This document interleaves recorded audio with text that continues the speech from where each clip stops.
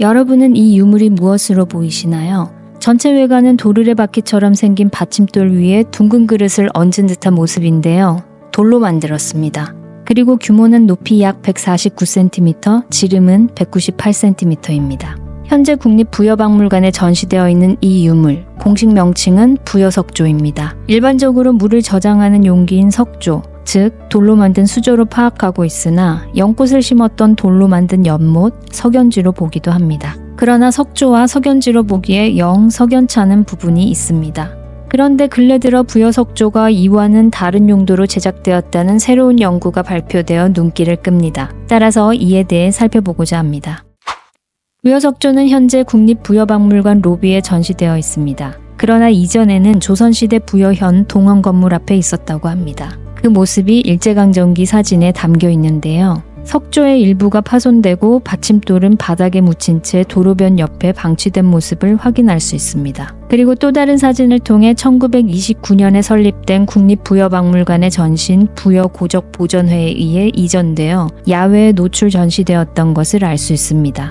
그리고 이 사진에서는 옮기기 전에 바닥에 묻혀 보이지 않았던 받침돌도 볼 수 있습니다. 그런데 1939년에 간행된 박물관 진열품 도감 14집에는 부여석조에 보호각이 설치된 것이 확인됩니다. 그리고 파손된 받침돌의 일부를 복원했던 것도 알 수 있습니다. 1982년에는 부여현 동원이 있었던 관북리 일대를 발굴조사했는데요. 부여석조의 파손된 부재가 부분적으로 발견되어 이후 그 부재도 함께 전시되어 왔습니다. 그리고 여러 차례의 발굴조사 결과 부여현 동원 일대는 유력한 백제 궁궐지로 지목되어 왔는데요. 이에 따라 부여석조가 백제 왕궁에서 사용했던 석조 혹은 석연지로 파악되어 왔습니다. 그러나 발견된 장소를 제작 당시의 원위치로 단정하기는 다소 위험합니다. 이유는 그 장소가 조선시대 관아라는 점 때문인데요. 대개 고대 금속문 자료들은 원위치를 이탈해서 조선시대 관아 부근에서 발견되는 사례가 많습니다. 이에 대한 가장 큰 이유는 조선시대 후기 청나라 금속학의 영향으로 금속문에 관심을 갖는 지식인들이 증가하면서 금속문이 적힌 유물을 안전하게 보관하기 위해 관청으로 이전하는 경우가 많았기 때문입니다. 따라서 부여석조 역시 백제 왕궁이 아닌 다른 장소가 원 소재지였으나 조선시대 이후 관아로 이전되었을 가능성도 생각해 볼 수 있습니다. 앞서 언급했듯이 부여석조는 지금까지 물을 담는 용기인 석조 또는 석연지로 알려져 왔습니다. 그러나 석조로 보기에 그 높이가 너무 높습니다. 일반적으로 돌로 제작한 수조의 경우 형태는 장방형이며 규모가 크더라도 높이가 90cm를 넘는 사례는 없는데요. 부여석조는 그 높이가 149cm로 실제 물을 담고 사용하기에 실용적이지 않습니다. 그리고 석조라면 응당 있어야 하는 배수공도 없어서 수조로 보기에 불합리한 구조입니다. 그리고 부여석조가 연꽃을 심은 석연지라는 의견은 법주사 석연지와 조선시대 서거정의 서공창포라는 시를 그 근거로 삼았는데요. 일단 석연지 역시 기본적으로 물을 담는다는 점에서 앞서 언급했던 석조가 아닐 가능성의 근거가 동일하게 적용됩니다. 그리고 연꽃을 심어놓고 관상하기에 석연지의 높이는 지나치게 높은 편이라 할 수 있습니다.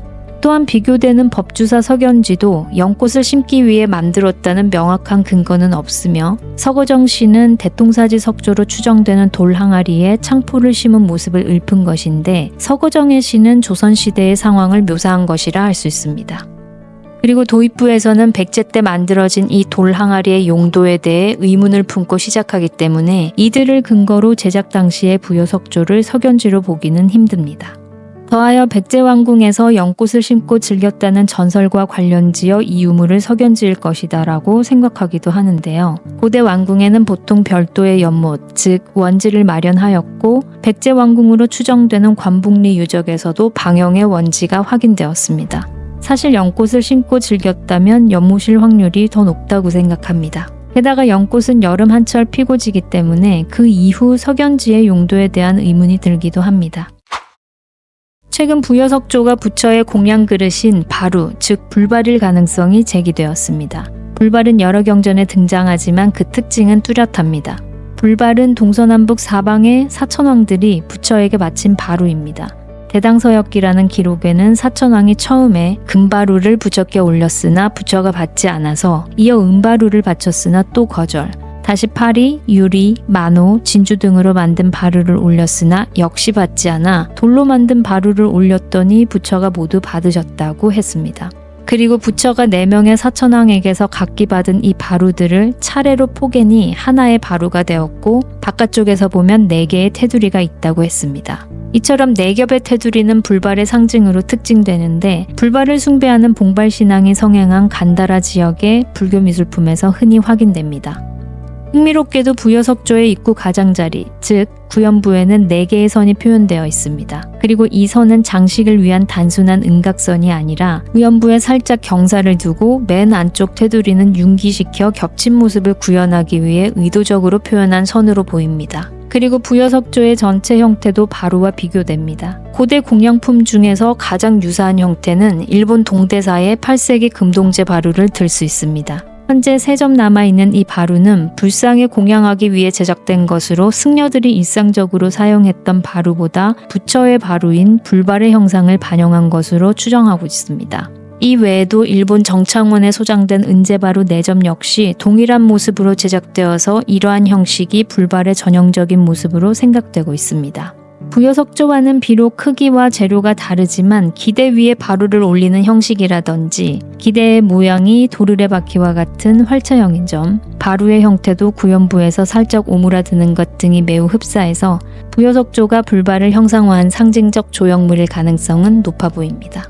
한편 부여석조의 표면에는 마모가 심하나 대당평 백제국 비명의 일부가 새겨져 있어서 사실 유물 자체보다도 더 주목을 받고 있는데요. 이 기록은 660년 당이 백제를 멸망시킨 공적에 관한 것으로 부여 정림사지 5층 석탑에는 1층 탑신 4면에 걸쳐 전문이 새겨져 있습니다. 부여석조 표면에 왜 일부만 기록했는지에 대해서는 지금까지 몇몇 견해가 언급되어 왔습니다. 그런데 부여석조의 실제 용도인 불발과 관련해서도 중요하고 확장된 다양한 이야기를 할 수 있습니다.